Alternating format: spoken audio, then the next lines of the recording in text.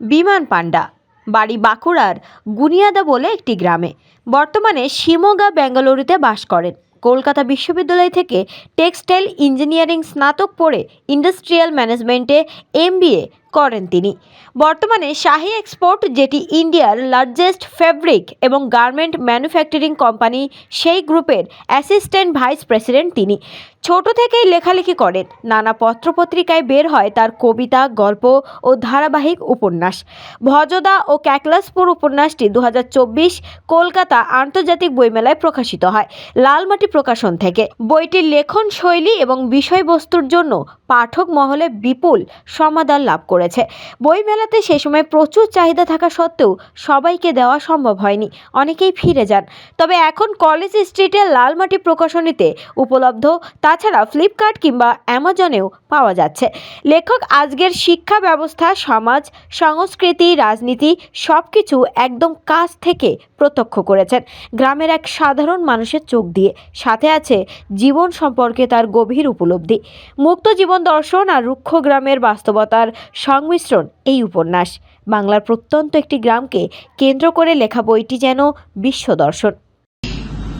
আমার নতুন উপন্যাস, এটা ভজদাও ক্যাকলাসপুর, এটা এবছর কলকাতা বইমেলাতে বেরোল লালমাটি প্রকাশন থেকে। অনেকেই জিজ্ঞেস করছেন এটা কি নিয়ে লেখা বইটা, আর এরকম নামটাই দেখেন। ভজদা হচ্ছে লোকটার নাম, ক্যাকলাসপুর একটা গ্রাম, প্রত্যন্ত একটা গ্রাম। তো ভজদার চোখে দেখছে যে গ্রামটা, তার আশপাশের যে সমাজটা কিভাবে পাল্টে যাচ্ছে। এটা বলতে পারেন একটা 50 বছরের পরিবর্তনের একটা দলিল। এটা চেঞ্জ, এটা গ্রামটা, তার আশপাশে একটা সোশিও ইকোনমিক যে চেঞ্জটা হয়েছে, দুদিকেই চেঞ্জ হয়েছে, ভালো হয়েছে, খারাপ হয়েছে। যেমন ধরুন, আমি যদি বলি আজকের ডেটে গ্রামগঞ্জের রাস্তাঘাট, ইনফ্রাস্ট্রাকচার বা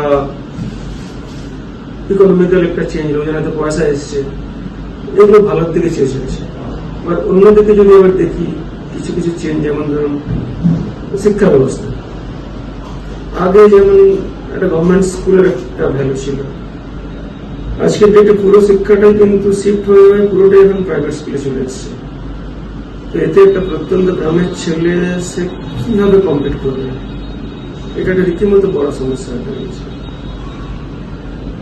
সেকেন্ড ধরুন, একটা খেলাধুলার একটা ব্যাপার ছিল আগে। ফুটবলটা তো খুব বেশি মাত্রায় ছিল, ফুটবলটা আস্তে আস্তে কমতে কমতে এলো ক্রিকেট। আজকে নেই, ফুটবল নেই, ক্রিকেট নেই, কেউ খেলেই না, এখন সব বসে মোবাইলে গেম খেলছে। সবার মধ্যে একটা ডিপ্রেশন, একটা ফ্রাস্ট্রেশন এসছে, সবাই একটা শর্টকাট বড় করতে চাইছে। তার জন্য দেখবেন চারদিকে লটারি চলছে, সব বাস স্ট্যান্ডে সব বসে আছে লটারি টিকিট সাইয়ে। কিংবা এই যে অনলাইন গেম গুলো এসছে, ক্রিকেটের যে গেম গুলো এসছে, ওগুলো অ্যাকচুয়ালি জুয়া টাইপের, এগুলো ছেলেগুলো খুব খেলছে আজকে। আর ওটার সাথেই ফলো করে যেটা আসছে নেশা, ফ্রাস্ট্রেশন বাড়লেই খেলাধুলা নেই, কাজ নেই, তো মাদক ব্যবহারটা খুব বেড়ে গেছে।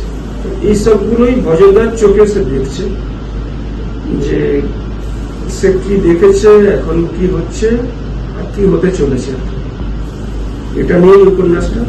তবে সুখের কথা, উপন্যাসটা লোকজন খুব গ্রহণ করেছে, ভালো রেসপন্স, মানে আমাকে পড়ছো। কারণ এখন যেসব উপন্যাসগুলো আমি দেখছি, আমি এই বইমেলাতে গিয়ে দেখলাম, সবই ওই তন্ত্র মন্ত্র, ভূত প্রেত, ব্ল্যাক ম্যাজিক, এই নিয়ে প্রচুর গাদা গাদা বই বেরোচ্ছে। এর মাঝে আমি চেষ্টা করেছি একটা সামাজিক উপন্যাস লিখতে, আমাদের বিশেষ করে গ্রামের পটভূমিকায়। গ্রাম বলতে আমি বলতে একদম প্রত্যন্ত গ্রাম আর কি, কলকাতা থেকে বহু দূরের একটা গ্রামের, তার এলাকার যে পটভূমিকা নিয়ে, তাদের সমস্যা নিয়ে, এবং কিছু সমস্যা কমন, সেটা সব গ্রামেরই বা গ্রাম শহর একটা কমন সমস্যা, ওটা মানে শুধু গ্রামে আটকে নেই, এটা একটা আমাদের সামাজিক সমস্যা হয়ে গেছে। চলুন শুনে নেওয়া যাক দর্শকদের কি মতামত রয়েছে এই বইটি নিয়ে। এই বইটি ভজদা ও ক্যাকলাসপুর বিমান পান্ডা মহাশয় লিখেছেন বইটি। তো বইটা আমি পড়েছি আর কি। পড়ে আমার ভীষণ ভালো লেগেছে। তো আপনাদের কাছে অনুরোধ করব যেন উনি এই ধরনের বই আরও লিখেন, আমাদের গ্রামগঞ্জের মানুষরা যাতে পড়তে পায় বা জানতে পারে গ্রামের ঘটনা বা কি শহরের বিদেশের ঘটনা। তো সেই লেখার জন্য আপনারাও উদ্যুক্ত করুন। আমরাও আশা করব নেক্সট টাইম উনি আরও ভালো বই লিখছেন বা ওনার কাছ থেকে যেন বই পাই আমরা। আমার বইটি পড়ে ভীষণ ভালো লেগেছে। ভজদা ও কে ক্লাসপুর, বিমান পণ্ডার লেখা, আমাদের পশ্চিমবাংলার মানুষ। আমার খুব ভালো লেগেছে। ভয়যোদ্ধাও ক্লাসপুর বইটা পড়লাম।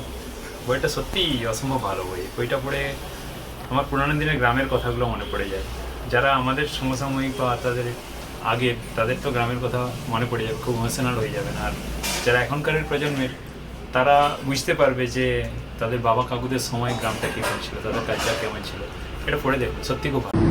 নমস্কার, আমি সঙ্গীতা বসা। আমি রিসেন্টলি এই ভজদা ও ক্যাকলাসপুর এই বইটি পড়লাম। এটি একটা সমস্ত রকমভাবে সামাজিক পরিপ্রেক্ষিতে বানানো একটা অসম্ভব সুন্দর উপন্যাস, যেটা নর্মাল যেরকম আমরা পড়ে থাকি আধুনিক রাইটারদের মধ্যে, যেরকম ভূত প্রেত নিয়ে এসব ছাঁচের বাইরে একটা সামাজিক গল্প। বইটা পড়ে খুবই ভালো। আমি এই ভজদা ক্যাকলাসপুর মিস্টার বিমান পান্ডার লেখা বইটা অ্যামাজন থেকে এনে পড়েছি।